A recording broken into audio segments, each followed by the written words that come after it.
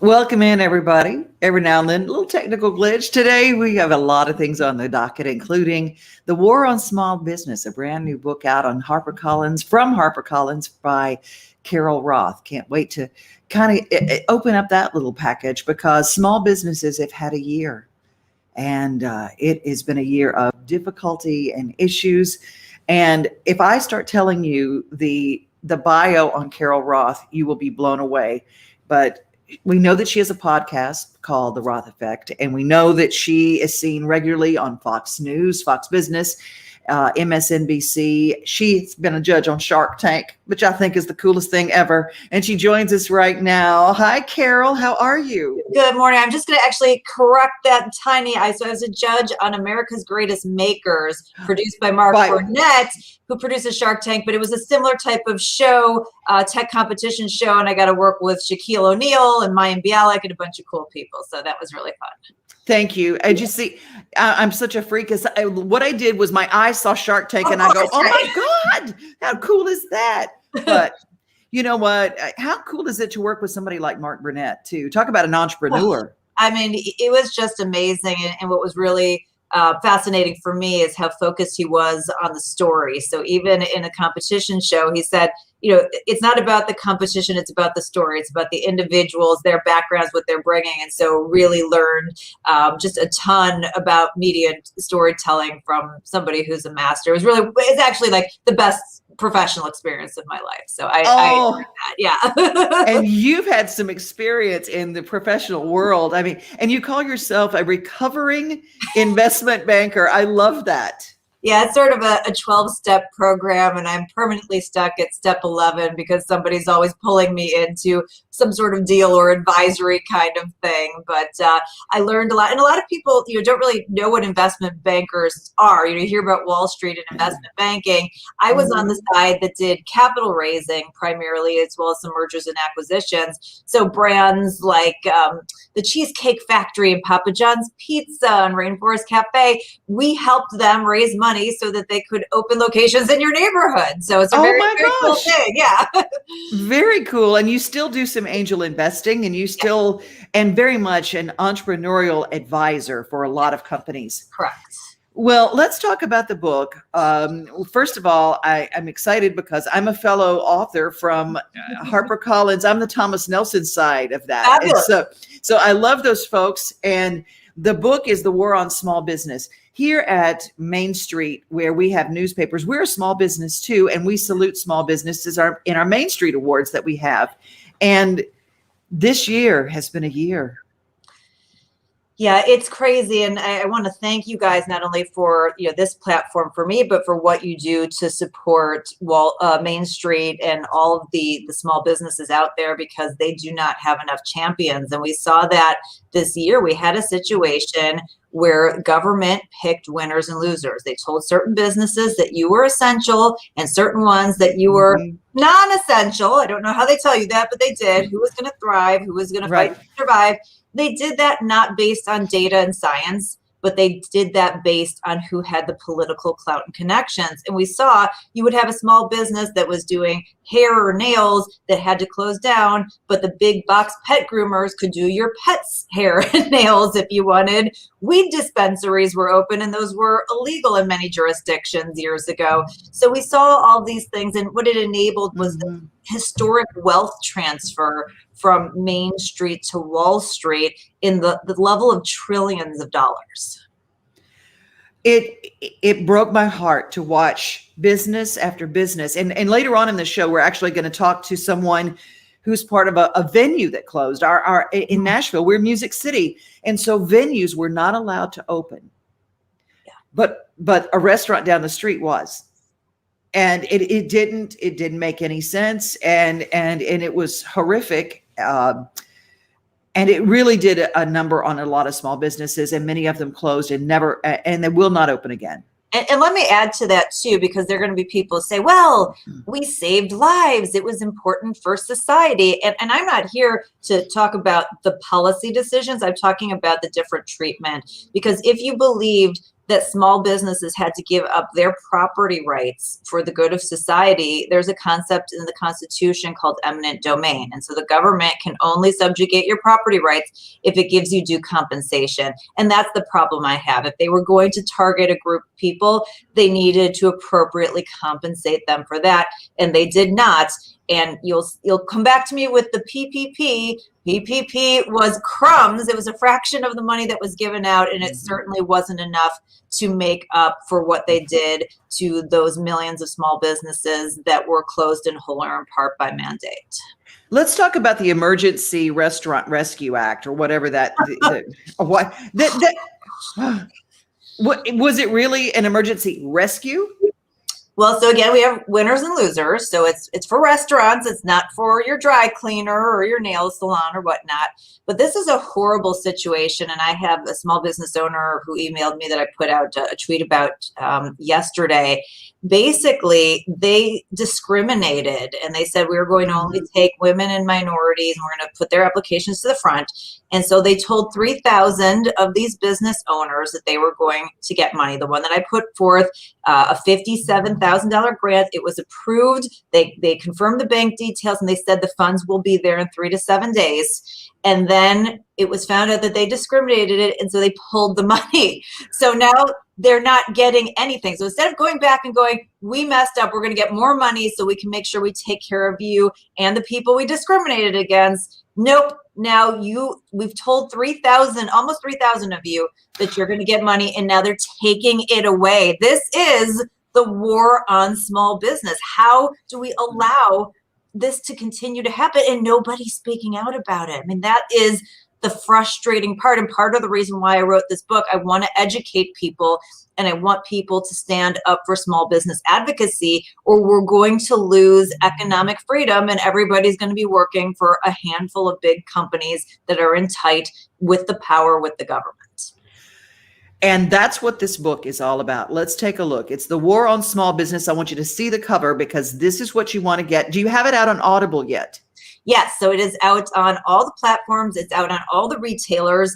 I suggest you might want to pick it up from your local bookstore. There's a place online called bookshop.org where you can order, and they will fulfill through a local bookstore. We've driven so much business to them. It's actually on back order, but place your back order now so they know how much to order from the small business and the refill. And give us that one more time. Bookshop.org is a bookshop.org. Yes. And I know that if you are in Lebanon, Tennessee, where Wilson Post is today, there's Harper Books. If you go to Green Hills, fabulous bookstore owned by Ann Patchett called Parnassus Books.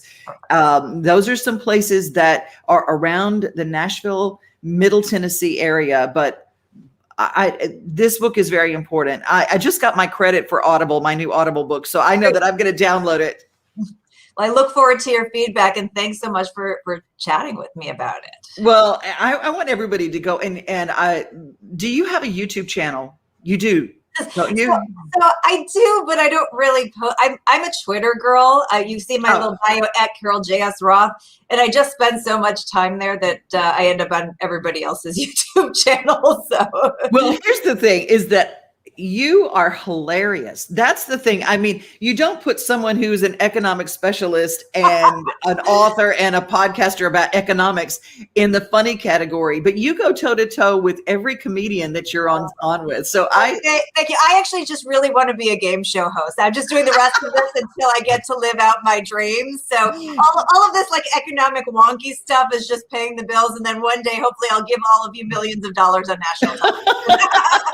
I love it. I love it. Carol, thank you so much for your time. Carol J. Roth on Twitter. And you can go to make sure that you get The War on Small Business and get some information, because knowledge is power. Absolutely. Thank you so much. Thank you. I appreciate it. Take care. Bye-bye. The small business that actually did go away was Douglas Corner that I was talking about. And we're going to talk to a young lady in just a few minutes. Was responsible for the last recording at Douglas Corner. Her name is Cheley Tackett. We're going to play some of her music right now just to give you an idea of what you're in store for.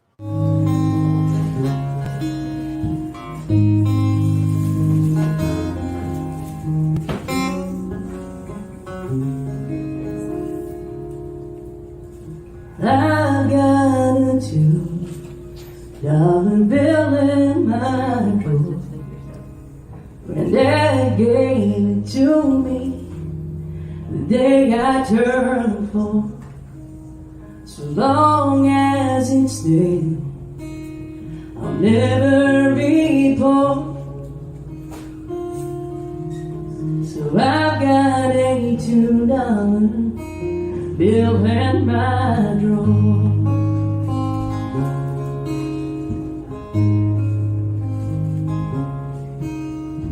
And I wear this pair of old cowboy boots.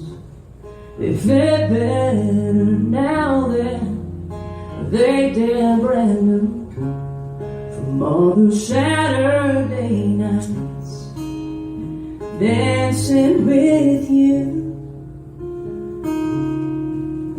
So I wear this pair of old cowboy boots. But I ain't sentimental, and I ain't no hanger-on.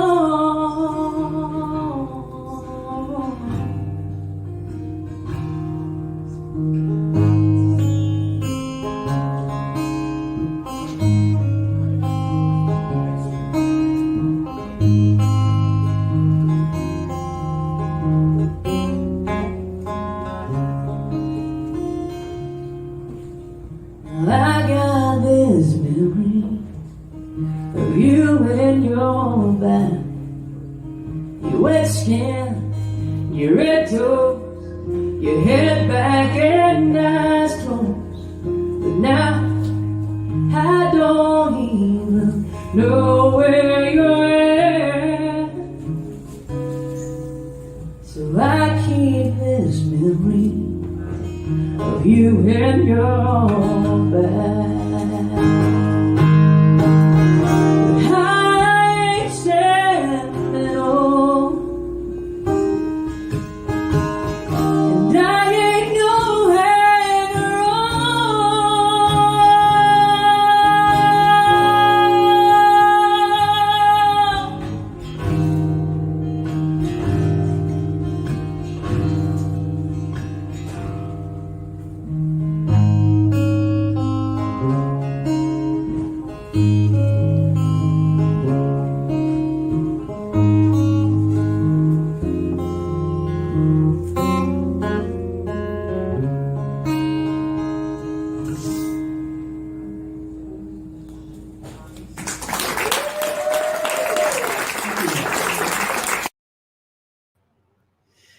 Cheley Tackett's going to join us in just a little bit. We're going to talk about a new project that she's got out. It was the last recording at Douglas Corner, the stage that she was on just then. And man, what a singer, what a singer. Well, there's some really cool things happening this weekend. And if you want to have fireworks, there are plenty of places that you can go that are public fireworks displays. Fairview's got them, Lebanon's got them, Dixon's got them.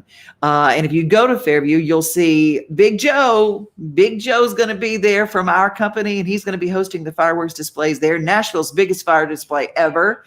And if you want to find out more about those displays, you can check out any of our Main Street pages on Facebook. And we also know that there will be some amazing fireworks at the homestand for the Nashville Sounds at First Tennessee Park.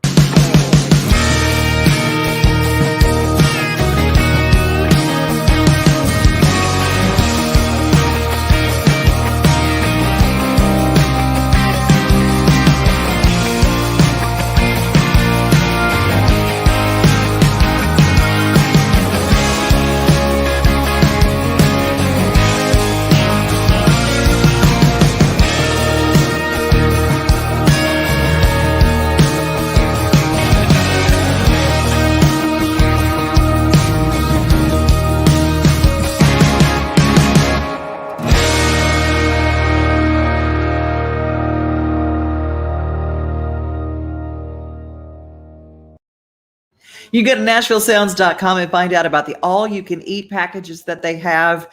And it's fabulous fun. There's something for everyone, even if you don't like baseball. It is a place they've got restaurant, bar, they've got music, they've got a great time.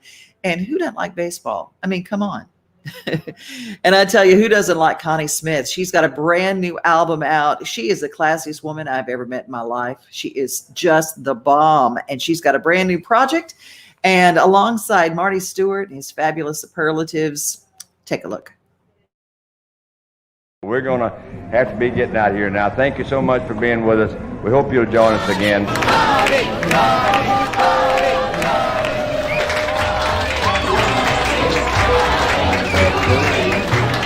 And I played the part.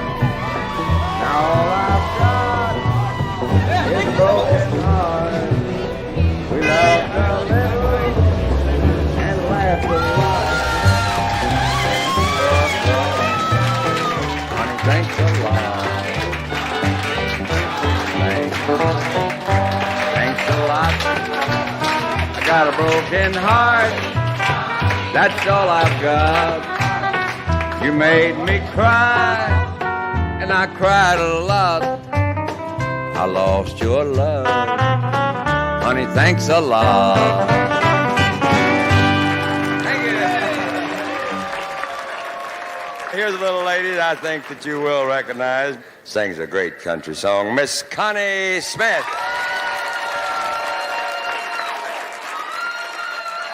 How many teardrops have I cried over you? 1,000,001 tears, 1,000,002. How many long nights have my arms ached for you?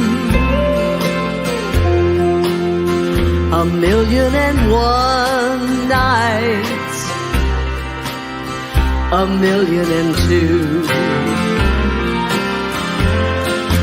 Loving you, darling, while I thought you loved me, only me.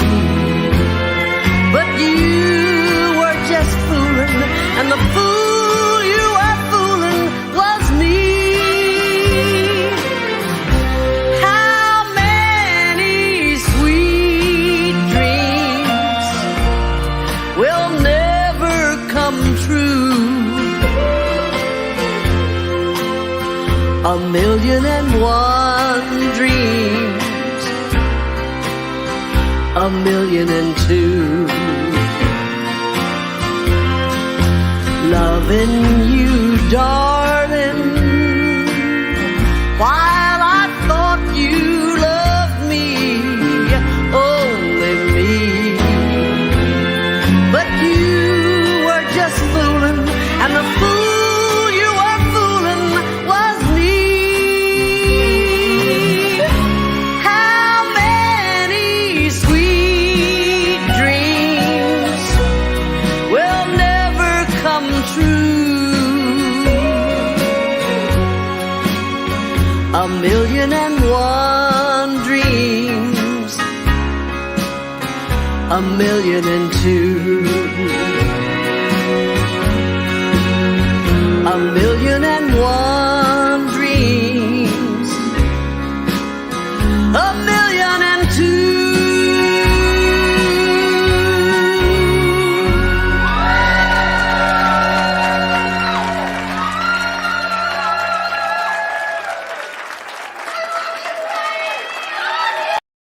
We do love you, Connie. Connie Smith, brand new project that is out, and she's just cool.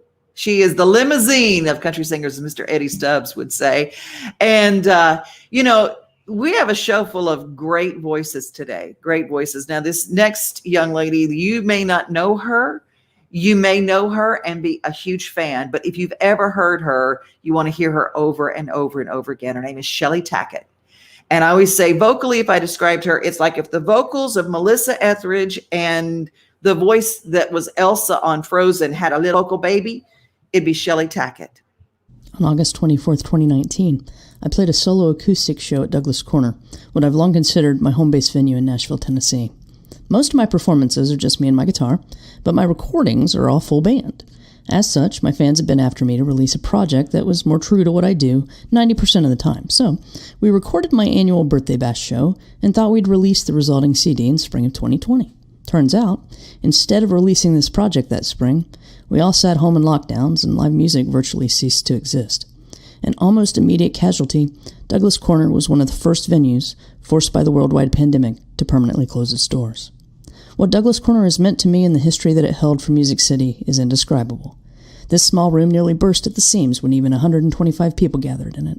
And lingering in the brick walls we all leaned against on the busiest nights when a chair couldn't be snagged are the spirits of melodies and the applause of a third of a century of shows and songwriter rounds, performed by no names that became known names, and known names that became such huge stars they're now household names.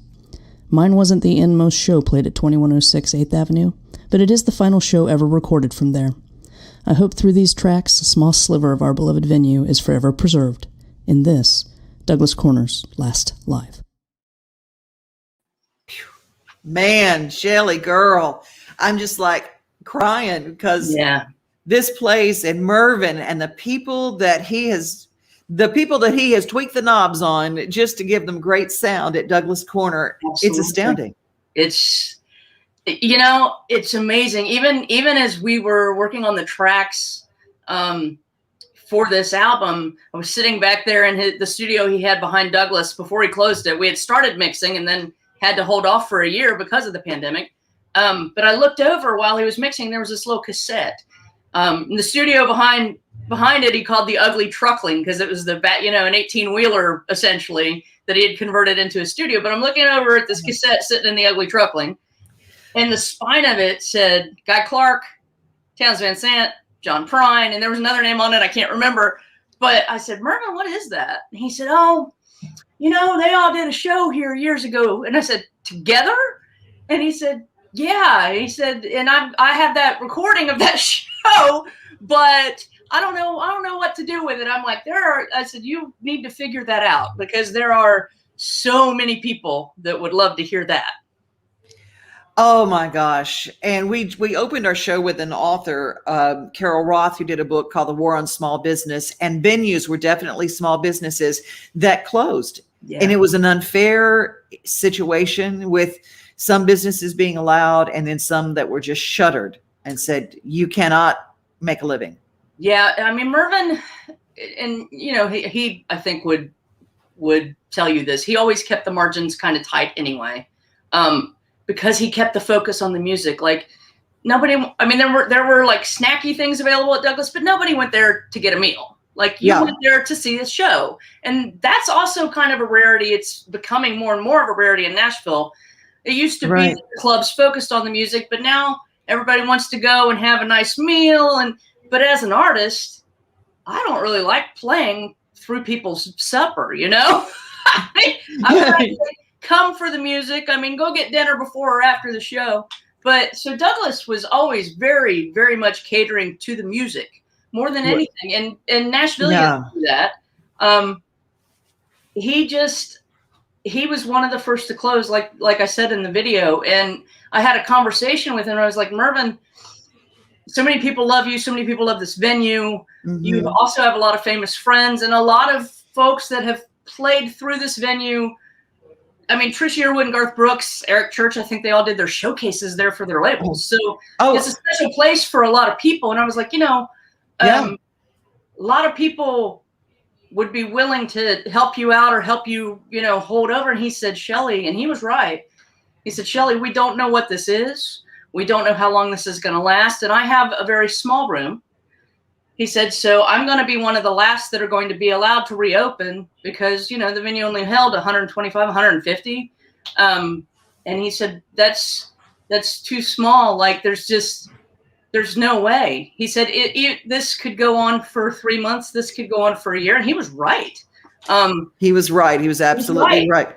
So, that's why the last live, Cheley Tackett, is so important and such a such a piece of history you grabbed from that room. Tell us this project. We played. I found a clip of you singing $2 Bill on the stage of Douglas Corner, and I played it at the top of the show. I love that song. Me too. Thank you. Oh my God, what a song. And your voice is pristine and you've kept it going. Tonight you've got a live for somebody very special. Yeah. My friend Tom Bresh, who is legendary in his own right, National Film Pickers Hall of Famer twice over, Grammy winner.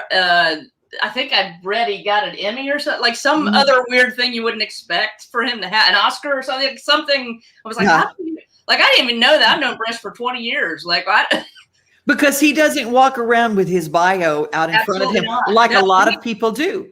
He's played with Chet Atkins and Jerry Reed. He's a thumb picker. Yeah. And he lets his playing do the talking for him. You know, hey, that's by the way, let's give people a little bit of example, because tonight the virtual stage will have you and Lisa Carver and Annie Mosher. Yes. Right. And so let's just recreate that, and it will be for Tom. But I think this might actually be on the stage of Douglas Corner, if I'm not mistaken. Oh, wrong one.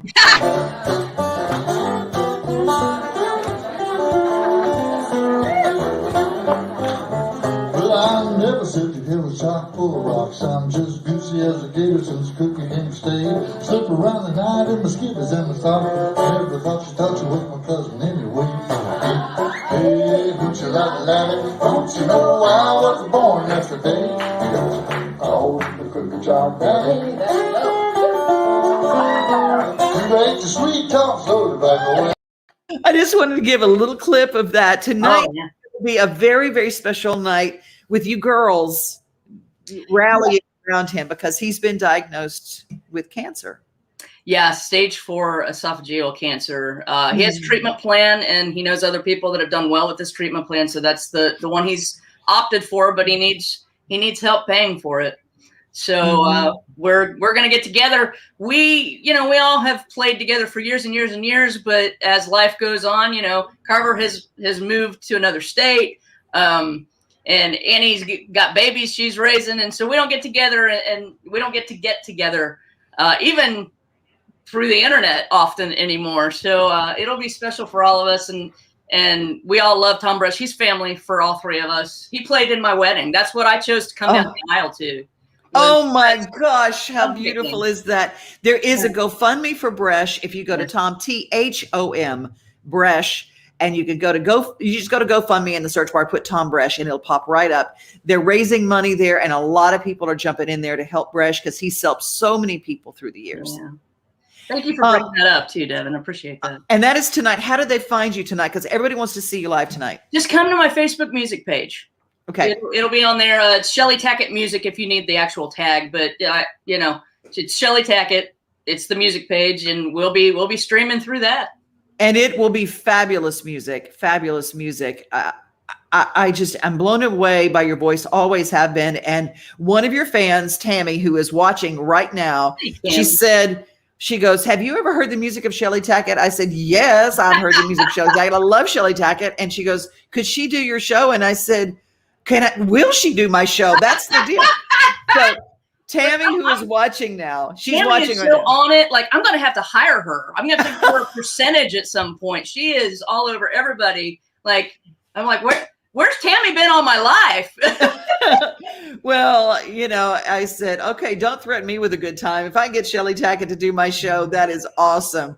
I love your voice, always have. We're going to close with the lyric video that you have. Now, is the Good For You, is that on the last recordings, or that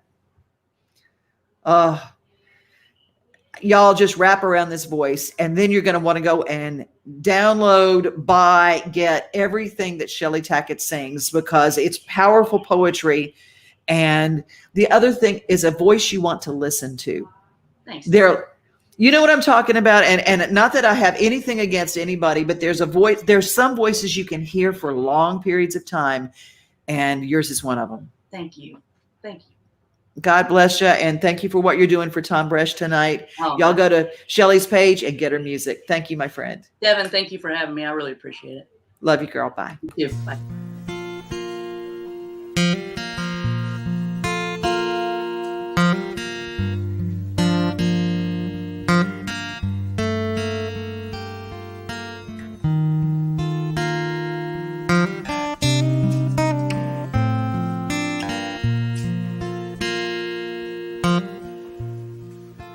Never would have struck this match. I never would have started back. This cigarette would be my last if I knew what was good for me. Never would have bought this drink. Never would have gone beyond the brink. I told him to pour the damn thing down the sink if I knew what was good for me.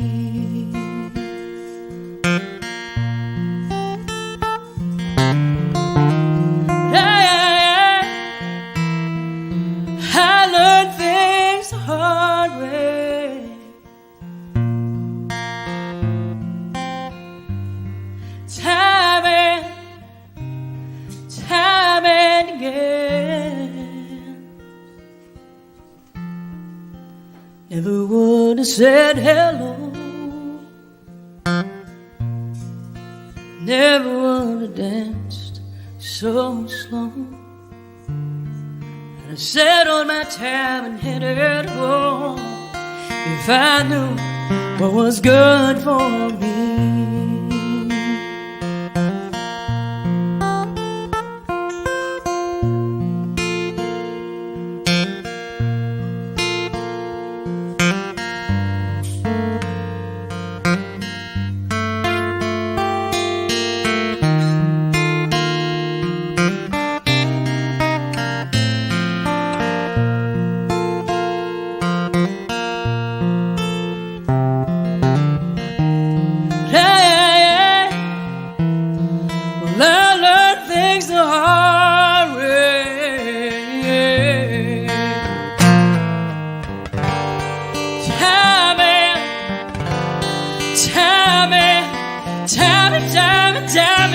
Time again.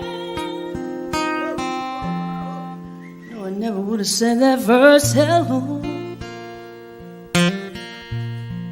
Never would have gave my heart and soul. Lord knows I'd learn to let you go if I knew what was good for me. Lord knows I'd learn to let you go if I knew what was good for me.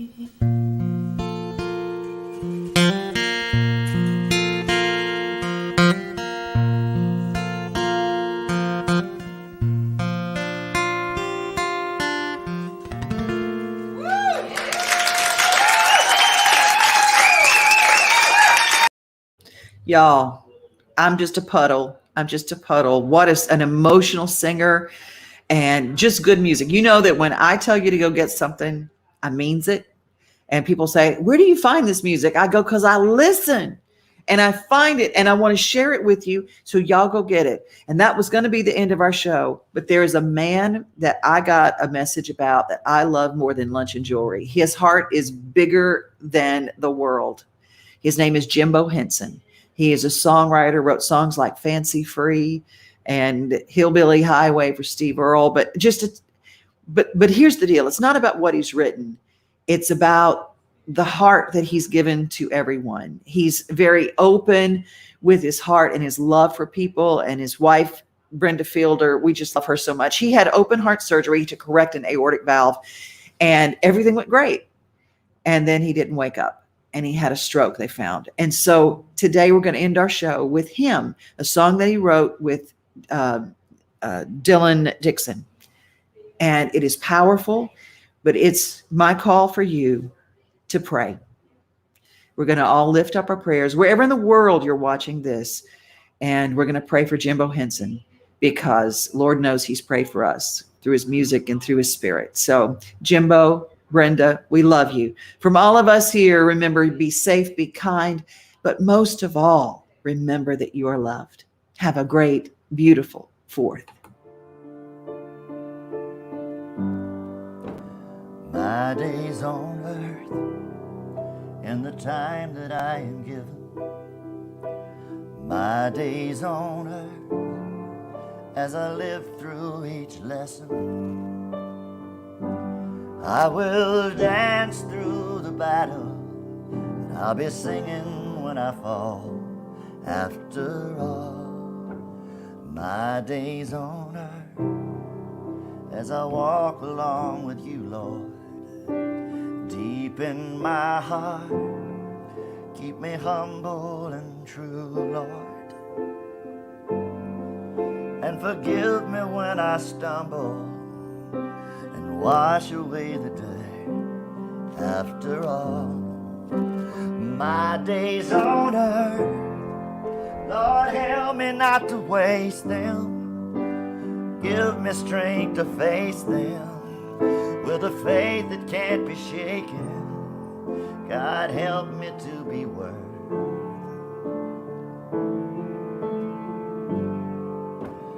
my days on earth and the nights that fall between them, the best and the worst of my dreams as I have dreamed them, will even out in the end when the roll up there is called. After all, my days on